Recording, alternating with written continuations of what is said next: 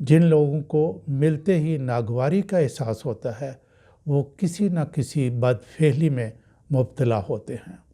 یہ اورا ہی ہے جو دوسرے لوگوں کو وارن کرتا ہے۔ کوئی بھی شخص اپنے برے کاموں کو زیادہ وقت تک چھپا کے نہیں رکھ سکتا۔ آپ اپنے حلقۂ احباب کو دیکھ لیں یا کاروباری زندگی کو دیکھ لیں، آپ کو حقائق بہت جلد معلوم ہو جاتے ہیں۔ لاہور میں ایک بزرگ سائیں فضل شاہ ہوا کرتے تھے۔ ان کے ہاں لنگر ہر وقت چلتا رہتا تھا۔ جو بھی ان کے پاس بیٹھتا اٹھنے کو دل نہ چاہتا۔ حنیف رامے اور اشفاق احمد جیسے صاحب علم ان کے پاس بیٹھ جاتے تو بیٹھے ہی رہتے۔ وہ عبادت میں مشغول رہتے، دعا کی تلقین کرتے۔ ناظرین، ہم اپنا اورا خوش کن، پاکیزہ اور پرکشش کر سکتے ہیں۔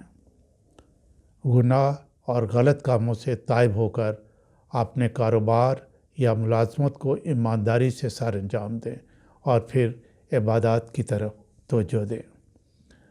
ماہرین روحانیت کے مطابق ہر حرف کا ایک خاص رنگ اور اس میں ایک خاص طاقت ہوتی ہے۔ غیب بینوں نے حروف کو لکھ کر تیسری آنکھ سے دیکھا تو انہیں الف کا رنگ سرخ، بے کا رنگ نیلا، دال کا رنگ سبز اور سین کا رنگ زرد نظر آیا۔ پھر ان کے اثرات کا جائزہ لیا گیا تو بعض الفاظ سے پڑھنے سے بیماریاں جاتی رہیں، بعض سے بچھو کے ڈنک کی تکلیف ختم ہو گئی۔ ہر لفظ کے پڑھنے سے ایک مخصوص انرجی پیدا ہوتی ہے جس کے اثرات اس دنیا اور کاسمک ورلڈ میں بھی جاتے ہیں۔ اس لیے صحائف الہامی کا ہر لفظ قوت کا خزانہ ہے۔ یوں کہہ لیجئے کہ الہامی الفاظ ہائیلی انرجائزڈ ہیں۔ الہامی الفاظ اور اسماء الہی میں اتنی طاقت ہے کہ ان کے ورد سے ہماری پریشانیاں اور بیماریاں دور ہو سکتی ہیں۔